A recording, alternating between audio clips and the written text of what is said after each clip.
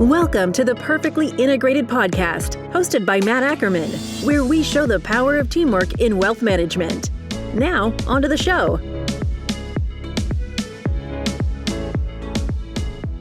I've been looking forward to today's episode for a really long time because I like to tell stories, and today I get to tell some stories. And anyone who knows me knows that I love that so much. Now, this story today, it's a bit of a twofer, and it's a story about a lack of preparation and abundance of preparation. And today's guest is the star of both those stories because she trusted me even when I faltered so that we can make it to a genius execution level together. And by the way, today's episode is all about exactly that. It's all about execution because Kelly Waltrich is the financial industry's queen of execution. And if I've learned anything from her in the more than 20 years, if I learned anything from my time in the 20 years in this industry and my decade of probably working with Kelly, it's that ideas are great, but execution is everything. Okay, back to the story. It's fall of 2016, and I'm in a Holiday Inn in Salt Lake City, Utah, all because of Kelly.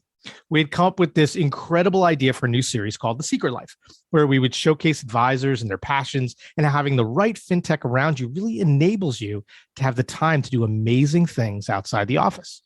And our first advisor we focus on agreed to have a crew, my film crew and I, come to his houseboat on Lake Powell with him and his extended family while they flew on flyboards and went fishing and boating and all this stuff.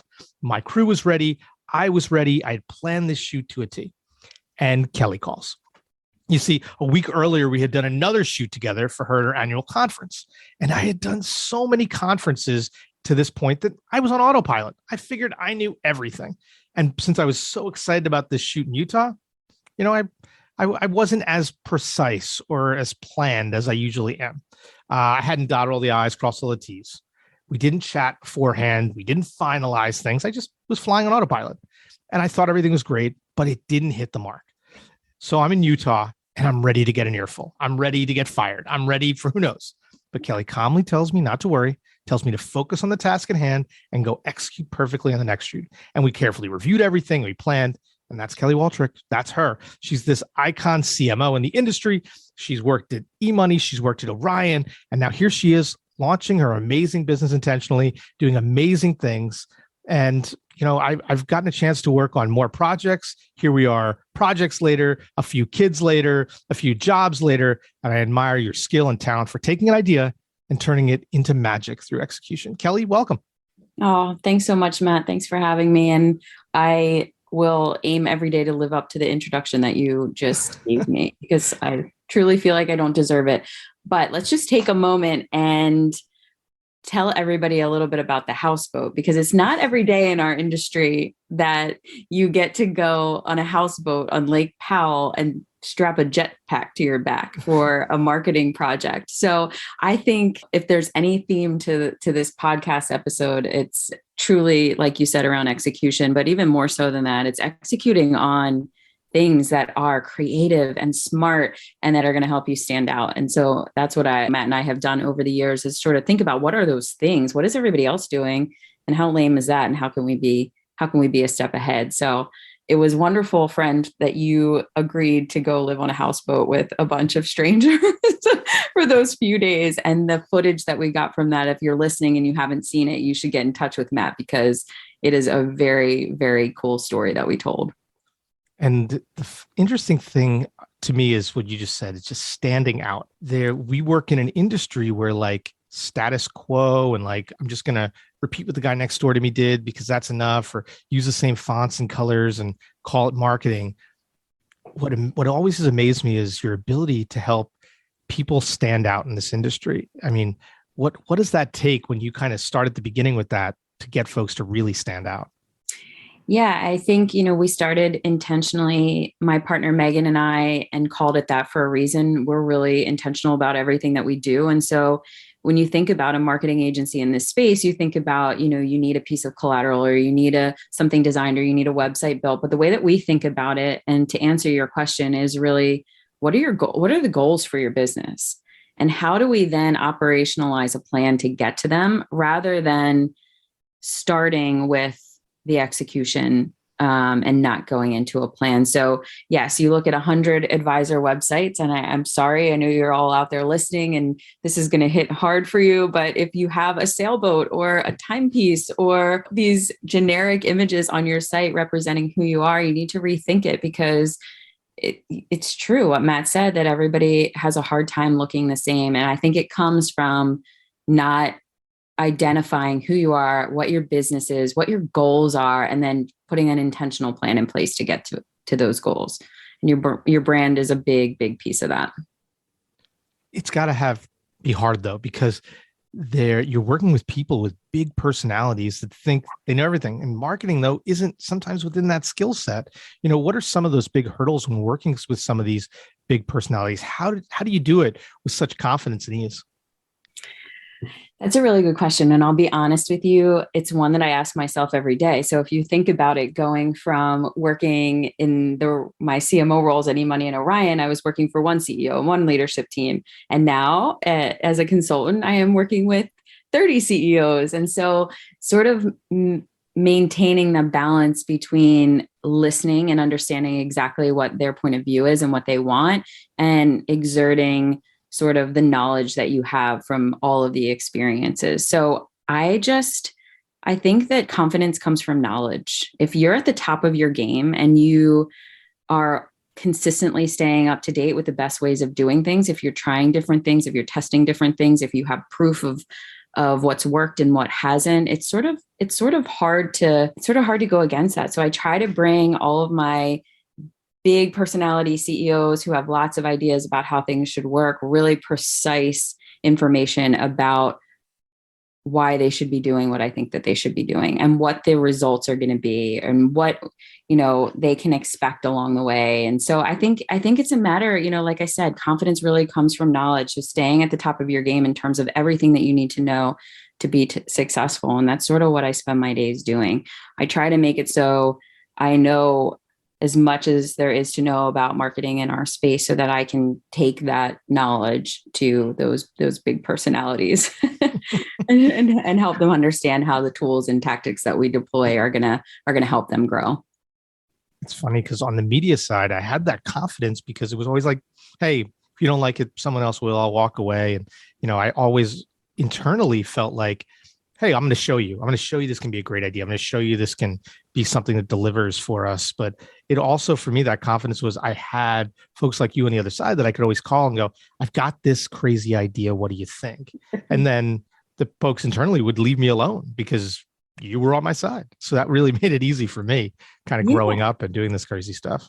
Right. And if you can hit the goals that you're aiming to hit, and I think that comes back to the question that you asked earlier. I think that if you can show results, I'll use Eric Clark as an example. When I joined Orion, I was a one-person team to start. And so by the end of my time there, we were 35 plus team and an office open. But you better believe that he made me prove that the need and the ROI on every single one of those people and every single dollar that we spent. So I think it's a matter of choosing the things that are going to be the most impactful, showing that you can get great results, and then continuing to add on that as you go. I think, no CEO is going to turn down adding additional marketing dollars and additional spend and additional resources if you're showing results along the way. So I think it's sort of putting a plan in place that is going to be able to do that. I knew based on that lead generation needed to be the number one thing that we worked on at Orion, because as soon as I could show that, hey, we could be providing opportunities to sales on a pretty consistent basis and at a high clip, that the resources and the budget would flow from there. And I can remember when you were a party of one at Orion, and I can remember going to those offices when you had your squad and your team you were building there. What always stands out to me about those moments was the way you really empowered that team of people, the way you empower working with Megan now these days. How intentional does that have to be when you empower your team? I mean, nothing you do is by accident, but how important is it to have a team that you really empowered? Yeah. I mean, this is no secret, but people are not scalable, Matt. I am not scalable. You're not scalable. And the only way to build something great is to to empower people around you and to pass on the knowledge that you have. I think if you look in this industry or in your life and all the people that you work with, the ones that are most successful are the ones that are constantly sharing information, not the ones that are holding it close to the vest and trying to make sure that they're the only one that has it. It's those that are teaching the people around them so that they can be better and so that you can create a more scalable environment. And I think about that every day in my new business. It's a matter of, I have lots of contacts in the industry. They're coming to us for marketing help. How do I make sure that the team around me understands why they're coming to us, what their expectations are, and is able to give them, the same sort of marketing effort that I would give them if I was their CMO in-house. So we spend a lot of time, and Megan's awesome at that too. She's really phenomenal at working with team members. She was actually, the person on my team that while I was working with Eric and the other leaders, she was really the one coaching sort of our team to make sure that we were able to operationalize against everything we needed to help grow that business. Great leaders sometimes don't want to be great managers. They just want to be able to lead and have a vision. And I think what you do is you're able to really empower other folks so that you can focus on what you do best. And that's amazing to me. Yeah. It's funny. I've had so many conversations, and it seems like a lot of people are very similar to the relationship that Megan and I have, where they have someone in their life where one person is the dreamer and the big idea person, and the other person is the one that's executing. And that is me and Megan to a T. And I think that if you are listening to this and you don't have that in your life, and you're thinking to yourself, I have all these ideas and I don't know how to execute them, or maybe that I am a ninja when it comes to making lists and execution, but I need the idea. You need to have that yin and yang, I think, to be super successful. And I'm very lucky to have found that in Megan. But I think that as you look around and even in your own life, it's interesting. It seems that opposites do attract, not just the people that you marry, but the people that you work with too. And so I'm very lucky every day. And I a lot of the success that we had at Orion and even eMoney come from relationships like that, where I know my strengths are to brainstorm and come up with ideas all day long. And I need the people alongside me who can say, that's a good one. And that one, not so much. I think you're the same way, Matt. So yes. I think we have a lot of that in common. Oh, I'm a big dreamer. I come up with these crazy ideas, and I'm lucky at Integrated because Andre Moore is very good at being like, Matt, let's put that aside. That's a good idea, but we're going to save that for 3 months from now or 6 months from now. Because, hey, if I got told by somebody along the way that I'm a fast starter. I'm somebody that gets really excited about an idea and can help it take off. And at Investment News, Steve Lamb, he had to execute all these crazy ideas that I would come up with. And I would literally watch him, just his shoulders fall and go, okay, deep breaths. We're going to figure this out. Love You Steve. need those people. Yes, you definitely do. You need those people in your life. It's funny because we talked a little bit about Orion, but when we first met, you were at eMoney, and I just watched. It was a conference where you were everything was. It was like you were spinning 100 plates, but it was like you were the ringmaster, and everything was going with no problem. You may have been a duck floating above water fine, but you were kicking like crazy underneath. But all anybody saw was how amazing you executed. What were some of the great lessons that you learned during your time at eMoney? Yeah, I think it comes back to the theme of this whole show, and it's the planning piece of it. We very rarely, and to this day, any team that I'm overseeing or I'm a part of, I don't do anything without a very well thought out plan. And so I know that there are lots of people out there that are really good at winging it, that are really good at showing up and dazzling. That is not how I think about things. I want to walk in. I want to know second by second what's going to happen. I want to have a plan B for every scenario.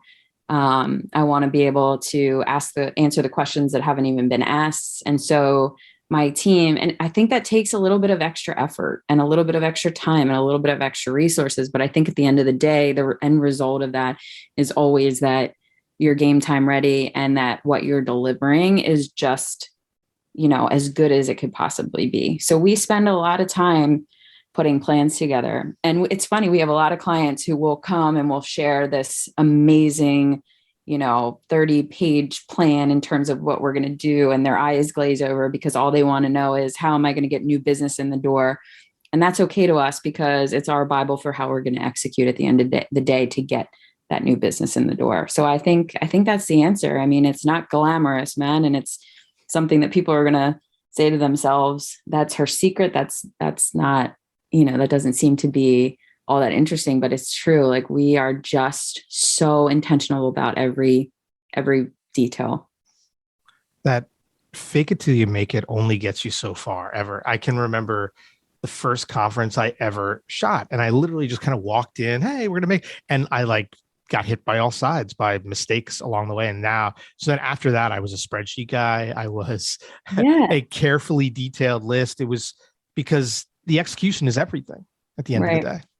And you think about all that goes into marketing. It's interesting. I when I talk to business leaders all the time, and I'm sort of coaching them through what their marketing organization needs to look like, or what their budget needs to look like, or, it's really one of the things that I tell them is, when you have a sales organization, everybody in that sales organization is doing sales. When you have a product organization, they're all building product. When you have, advisors, you're all advising clients. At the end of the day, when you're in marketing, no one is doing the same thing.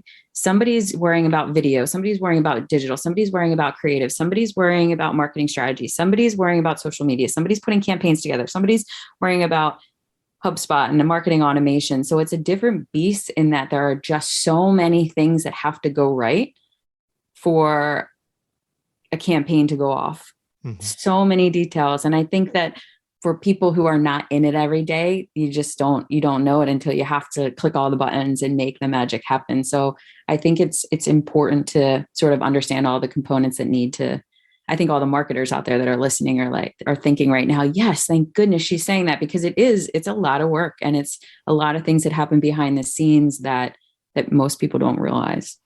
And people are thinking about marketing differently than they thought about it even 5 or 10 years ago. It's about quantitative metrics. It's about execution. Can't just be, look, we gave you this really shiny apple. If it doesn't get in the hands of the right people, you failed. Right. And I think my big mantra at Intentionally is that marketing is just as responsible for revenue as sales is. It's a true hand-in-hand partnership. And so what marketing used to look like you said, is completely flipped on its head. And it's more of a revenue-focused organization than it's ever been. I think COVID even accelerated that more so than prior to that, because everything is digital now. So everything is more measurable.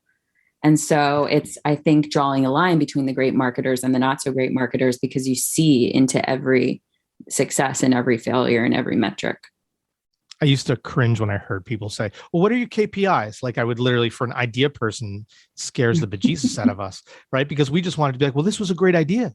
How do we get it out there? But you need, like you said, great executors to take a great idea and make it into something. Otherwise, what have you really accomplished?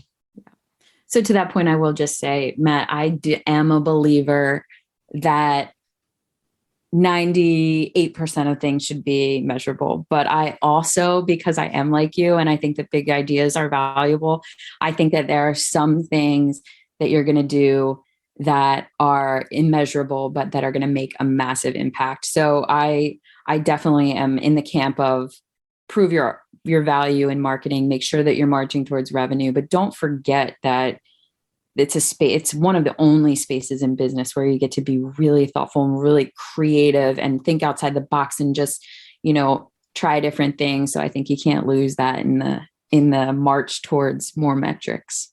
Oh yeah. My favorite people, and you're on this list, are people that would just go, okay, what do you have in that crazy brain of yours? And Mark Bruno's another one where he called me a few weeks ago and said, okay, I've got a conference coming up. Tell me what's in your crazy brain to do here. And that's what I love, is anybody that will unlock my crazy brain, but then not sit there and go, okay, let's unlock all those KPIs together, because that's not how my brain works. But I know that without those things, I don't get to do my next idea. So I think that's what idea people have to remember too. If you don't have executors, you're not going to get to do the next one with them. Yep. You're so spot on. It's got to be a really good balance. And I think, my team, I told Megan yesterday that my goal is, in the shower every morning, I'm going to come up with an off the wall, crazy, fun idea for one of our clients. And it's not going to come in any rhyme or reason. It's just going to be who's top of mind that morning. And we're going to go give something a try, and we're going to just, do fun things. And I'm sure we weren't on camera at the time, so I'm sure she was, making faces at me as I was telling her this. But I think, to your point, it's so important to, like the Mark Brunos of the world and others who are trying to push the boundaries, to take the time to think about those creative things, because it's so easy to just get into a routine of, here's what we do it over and over again, it works, but is it really differentiating you? So yeah, when we stopped being creative was when I really always knew, okay, it's time to try something else. And it's because you need to be moving that ball forward creatively. Otherwise, you're going to find yourself 5 years down the road where people aren't going to consider you innovative anymore. And that's important in this industry, is to be considered a differentiator, an innovator. I think that's important. Yeah, I think so too. I think that in marketing, it's an interesting time because COVID moved everybody to digital. So it's almost like I am on the edge of my seat, reading things, brainstorming things, trying to figure out like what is going to be the next thing, the next podcast, the next digital, what is going to be the next wave of innovation in marketing that everybody gets excited about, because I want to be there first. And I want my clients to do it first. And so I am going to make sure that that's the case. So when there's new opportunities to capitalize on marketing tactics and growth ideas, I always want to be sort of driving the boat and not chasing it. And we talked a little bit about intentionally, where I really think you're driving a new boat here that's trying something totally different. But I want to make sure the audience understands the amazing stuff you're doing. Tell us a little about intentionally. Yeah. So intentionally, the pandemic hit. I asked myself if I loved what I was doing. And don't get me wrong, I love Eric Clark, love Orion. The team over there is family to me, and they're going to continue to crush like they have been for years and years and years. But I sort of took a look around and I thought this industry needs an agency that they can rely on, that is both modern in their marketing thinking, but also that understands the nuances of financial services. This is a complex business. And so trying to pull in marketers and agencies from other, from outside of our space, it's really, you spend a lot of time translating before you even get to execution. So I feel like this industry needed a team of people that they could rely on to be both great modern marketers and understand the space. But in addition to that, I wanted to be a team of people that would operationalize against a goal. So when you think about agency relationships, you usually go to them and you say, hey, I need this white paper, I need this press release, I need this website. But for us, it's, hey, I'm trying to drive 10 new recruits to my business this year. Help me put a plan together to get there. And then we want to be accountable to that plan and that goal, to make sure that we're doing everything we can to get that business to it. So while I call us a marketing agency, I would say it's more so growth design. What are your growth goals, and how can we be your partner in making sure that you get to them? So I'm having a ball. I have a phenomenal team. I am happier than I've been in a really long time. I'm loving it. And, Integrated is one of our clients that we love working with, which is how you and I got connected again, which is awesome. But we work with a lot of fintech clients, advisory firms, asset managers, you name it. But the one key thing that is consistent across all of those firms is that they're not just coming to us and saying, hey, I need a direct mail piece, or hey, I need to launch a podcast, or hey, I need a piece of collateral. They're saying, hey, I've got big goals and I need strong partners alongside me to reach them. And so that's what we're trying to be for these firms. Yeah, it comes down to execution's great, requires a plan, but it also, you have to think strategically. If you're just, checking a box, those are not usually the people you come back to be partners long-term. And that's what's been impressive about working with Intentionally so far, has been, it feels like you're part of the team. And that's an amazing feeling where you can go, hey, I know this isn't something that's specific for this, but I have a question about that. And you're always guys willing to jump in. And that's incredible for both you and Megan as teammates. Yeah, it's been really great to work with you guys. And I think the sky's the limit in terms of what we're going to be able to do together. We have a good thing going for sure. So it'll be interesting to see what happens moving forward. Yeah. Well, on this podcast, my last question is always from my 10-year-old son, CJ. I got to tell him some great, crazy stories. Some of them suitable for air, some of them about how I had to do buy some unlubricated condoms in order to waterproof microphones. So did you ever hear that story? I've told you that story. No. Oh, for that shoot in Utah, I literally, to waterproof the microphones, had to buy unlubricated condoms. And the expense report went back to Mark Bruno, and he and Suzanne in HR had a conversation where they were going to come back to me to find out why I had expensed unlubricated condoms. Oh, yep. gosh. It is one of my favorite. I like to imagine Mark Bruno having to think about having that conversation with Suzanne Syracuse and then HR. Gosh. And I'm talking to him on Tuesday, so I'm definitely going to remind him of that. Please do. Please do. Anyway, I did tell CJ that story, which is funny because then he had to ask what condoms were. So I'm parenting well, I guess. Anyway. My last question, I told him about some of our projects and how much fun we had. His question was, what's the best and worst thing about working with my dad? Oh, I feel like the best thing is that there is nothing too wild to propose to you. And I feel like there aren't that many people out there like that. I think you and I jive in that way, that we're not willing to step outside the box. And of course, we rein each other back in, which needs to happen sometimes. But I think that that's the greatest thing about you, Matt, for sure. Thanks, my friend. And then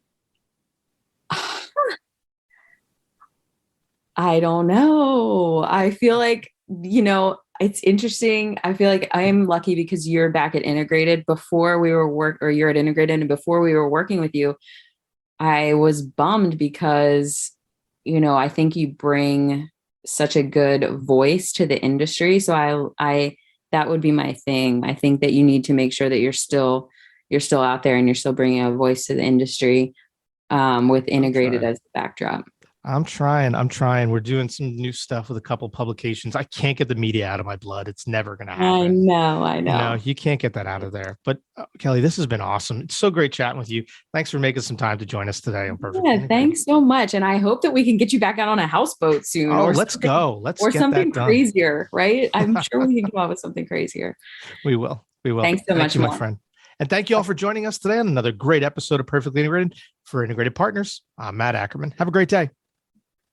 Content in this material is for general information only and not intended to provide specific advice or recommendations for any individual. All performance referenced is historical and is no guarantee of future results.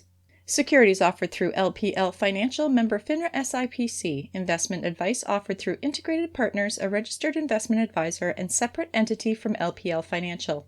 Kelly Waltrich is the co-founder of Intention LY and is a separate entity and not affiliated with Integrated Partners or LPL Financial.